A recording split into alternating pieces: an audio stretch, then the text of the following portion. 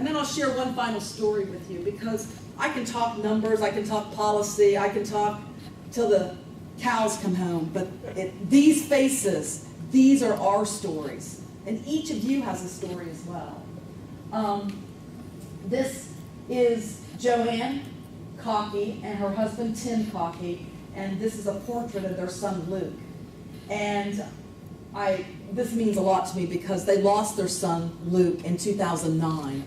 Luke was down Shockoe Bottom, hanging out with some friends, got into a fight, took a punch to the jaw, went down, hit his head, and he became an organ donor. That's simple. Just one fight, one punch, and it changes a family's life. And Joanne and her husband Tim have become huge advocates of UNOS. They've become volunteers. They will be on our Christmas parade float down Broad Street on the first Saturday in December. They're always the first folks that say, I want to ride the Christmas parade float for UNOS, and they will be there. But their son Luke was 23 years old, and he made that donation, and they made that commitment as a family. And in the end, I always bring it back to our donor families, because we can't make the match unless the person, the family, is willing to make that happen. And the Cockeys are a wonderful example of that. And there are many of them here across Central Virginia. I'm going to announce something today. Russell doesn't know this yet, but every year we do a class of Faces of Transplantation. And we introduce the new class. Usually there are 12 or 13 of them. And we introduce the new Faces of Transplantation during our fundraising event, United for UNOS, our soiree. We just had 2014 and unveiled the class. For 2015, Russell, you are going to be one of our Faces of Transplantation. And whether you like it or not. So what that means is you're committed for the first Friday in October to attend the soiree. And we're going to take a picture today, and I thought it would be so fitting that the organization that Russell has founded, that we take that picture today with all of you standing in the background. For those of you who would like to participate, I won't make you do it, but we want to take a picture of Russell and everyone. I'm going to be in the picture. You're going to be in the picture. You're first and foremost. They can, you can share them in the background. But this is what brings what we do to life. And these are the stories that you can share. This is what we're about. That is my presentation. And if you remember only one thing when you walk out that door today, remember that number one. We started this by talking about numbers, and one person can make a difference. That one donor, that one recipient that talks about the value of organ donation and transplantation. You can be that one person who can pass on all of the information that we've talked about today. So I thank you very much, and I know we've got a little bit of time if some questions are out there by chance, if I've done a spectacular job in covering all the information. And again, I do have some other brochures and information here. Oh, I should mention this too, and I will. We have a fabulous book. I've only got one of them here, but if you're so inclined, I can get your name and mail them to you. It's called What Every Patient Needs to Know. And this information is available online, but it's a wonderful book that really walks you through, as a transplant patient, some things that you need to be aware of. So if you're on the wait list right now, this is something that's really kind of crucial for you, some great information. And then again, we've got brochures for each of the different organs, with liver, pancreas, kidney, and then multiple. Yes? The LAS score, you said to get higher up on the list. The liver function test also would help put you higher on the list. That liver function test is going to become a part of the LAS score. That's right.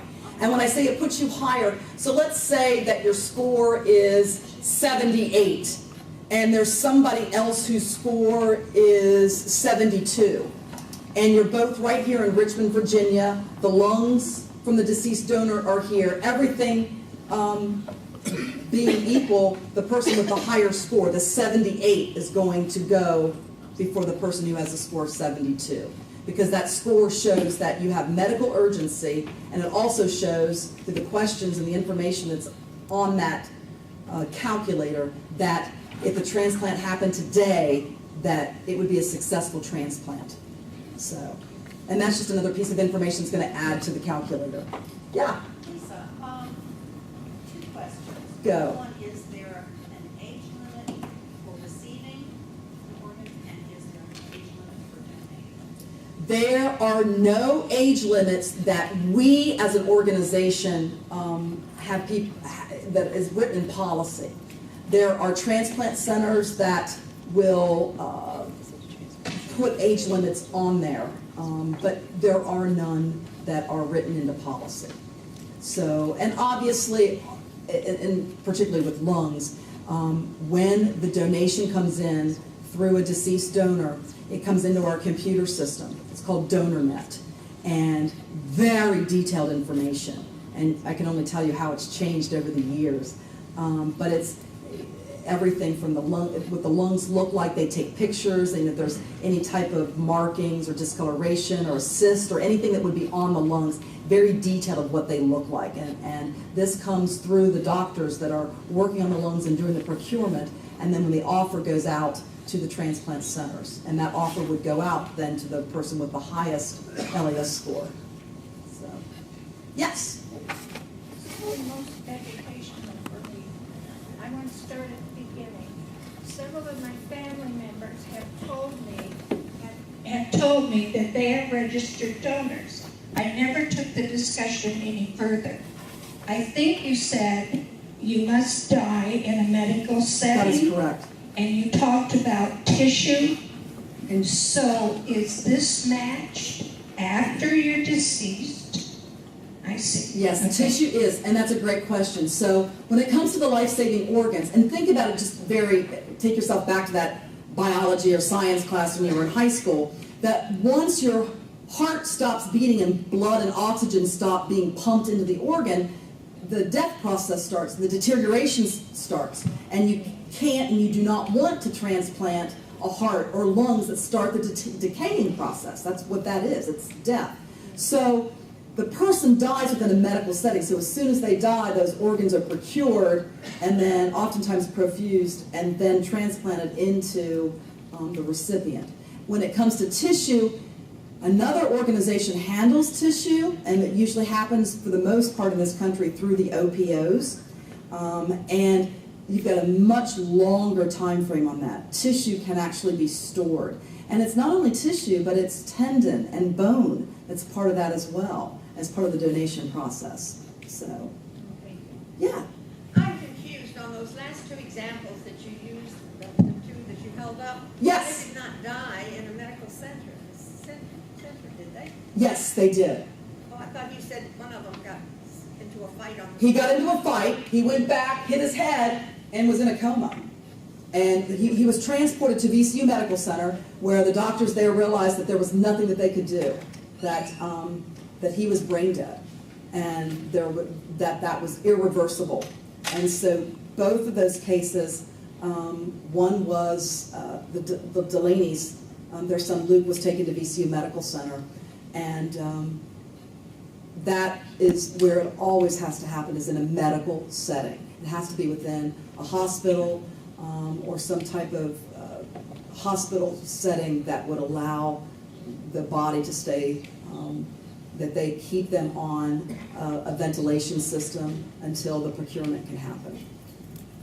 Yes? So you're saying you could have an automobile accident, and if you died later at the hospital... Exactly. that would But you still didn't be- die at the scene, you died at the You hospital. died at the hospital. That's That would exactly still be right. considered an Right. accident. So a lot of our donations come through stroke victims.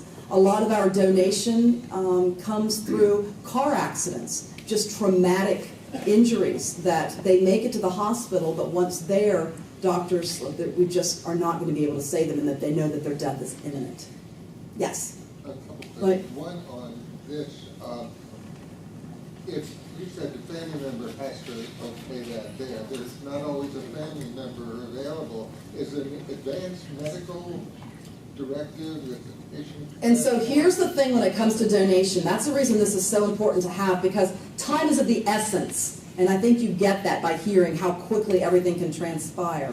So here in the Commonwealth, as of 3 years ago, State law says that if you are registered as an organ donor, that means you have the heart on your driver's license. That's a binding contract with the state.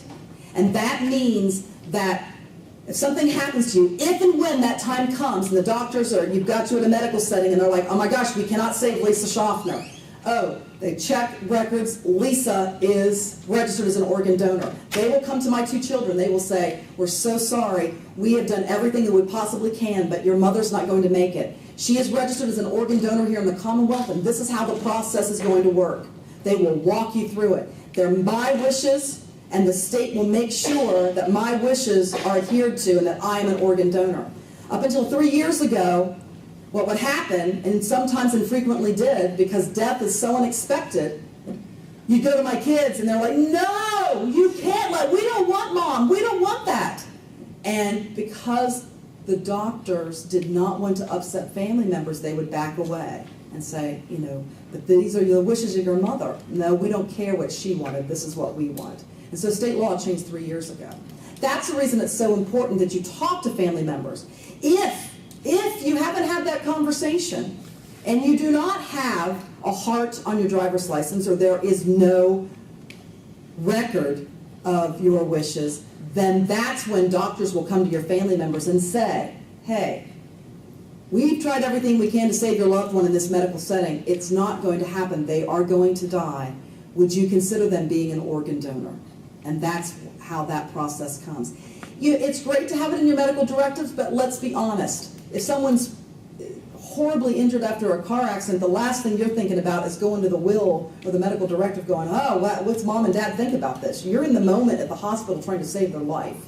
So that's the reason we really encourage people, A, to sign up through donatelifevirginia.org, your DMV, or have that discussion with your loved ones so that they know how you feel about it.